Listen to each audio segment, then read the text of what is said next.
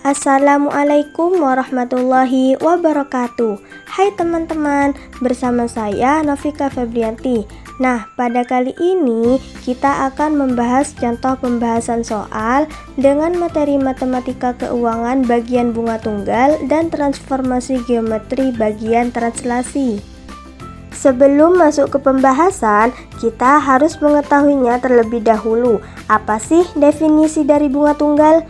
Bunga tunggal adalah bunga yang didapatkan pada setiap akhir jangka waktu tertentu, tetapi tidak mempengaruhi besar modal yang dipinjam. Rumus bunga tunggal yang pertama untuk menghitung modal akhir.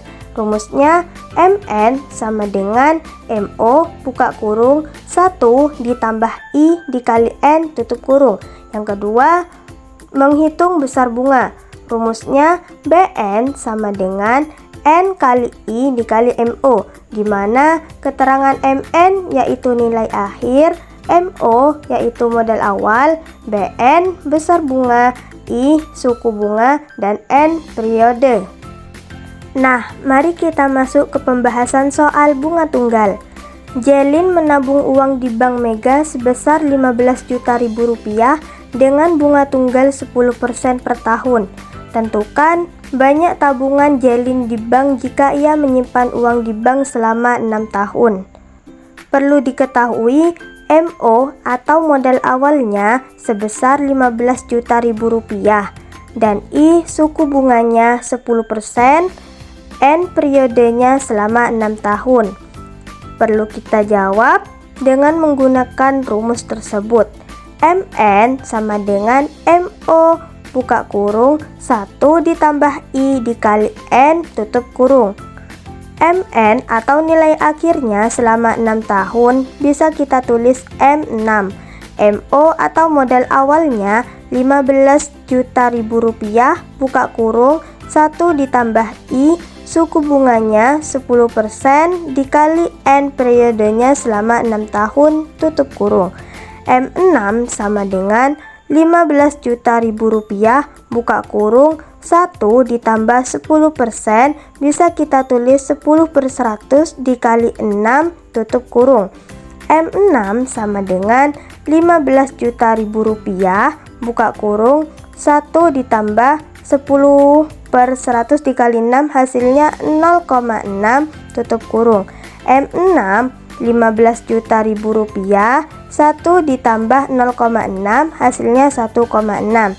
M6 sama dengan 15 juta rupiah dikali dengan 1,6 sama dengan 24 juta rupiah. Jadi banyaknya tabungan Jelin selama 6 tahun adalah sebesar 24 juta rupiah. Setelah mengetahui tentang bunga tunggal, kita akan memasuki yang kedua yaitu translasi. Apa sih translasi itu? Translasi atau pergeseran, transformasi yang memindahkan titik-titik pada bidang dengan arah dan jarak tertentu.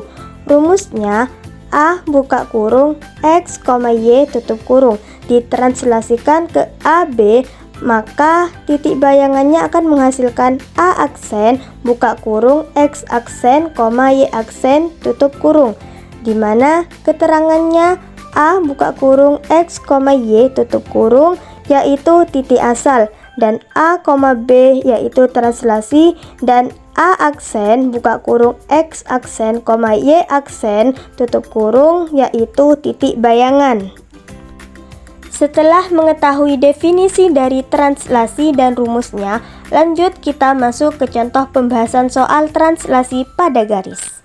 Tentukan bayangan garis 9x min 3y plus 9 sama dengan 0 ditranslasi oleh T 3 min 8, tentukan hasil translasinya. Nah, yang namanya garis itu berupa persamaan linear dua variabel di mana ada X, ada Y, dan merupakan pangkat tertingginya adalah 1. Kemudian di sini akan menjawab, jika ada titik A di mana X, Y, kemudian ditranslasikan terhadap 3 negatif 8, maka bayangannya akan menjadi X aksen, Y aksen. Kita bisa mengambil kesimpulan rumusnya menjadi seperti ini, karena kita belum punya titik X dengan Y, kita hanya memiliki titik translasinya. Berarti X aksen sama dengan X ditambah 3 dan Y aksen Y dikurang 8. Nah, di sini juga teman-teman bisa membaca dengan menggunakan matriks kesamaan. Pertama, X aksen sama dengan X plus 3. Yang kedua, Y aksen sama dengan Y min 8. Nah, di sini yang kita mau cari adalah nilai X dan nilai Y.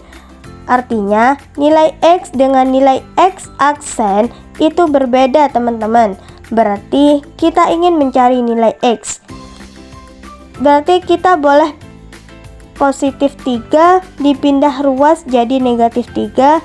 Jadi, X aksen dikurang 3 sama dengan X. Berarti nilai X-nya sudah berubah menjadi X aksen dikurang 3. Berarti sama halnya dengan ini. Kalau mencari nilai Y, berarti negatif 8-nya pindah ruaskan menjadi Y aksen ditambah 8 sama dengan Y. Berarti nilai Y-nya sudah berubah menjadi Y aksen plus 8. Kemudian disubstitusikan persamaan garis yang ada di dalam soal. Persamaannya apa? 9X dikurang 3Y ditambah 9 sama dengan 0. Nah, ini kan ada nilai X, ada juga nilai Y. Nah, X-nya kita ganti dengan X aksen dikurang 3. Sedangkan Y aksen ditambah 8, maka hasilnya seperti ini. Setelah itu, ini dikali lagi. 9 dikali X aksen, 9 dikali negatif 3, dan ini juga sama negatif 3 dikali Y aksen negatif 3 dikali 8 ditambah 9. Nah, jadi gini, 9X aksen dikurang 27, ini juga sama negatif 3Y aksen dikurang 24. Kita turunin, karena ini tidak boleh dikali lagi, teman-teman, karena dibatasi penjumlahan. Setelah itu, kita kelompokin dan di variabel X, variabel Y sampai ke konstanta. Hasilnya adalah 9X aksen dikurang 3Y aksen dikurang 27 dikurang 24 ditambah 9.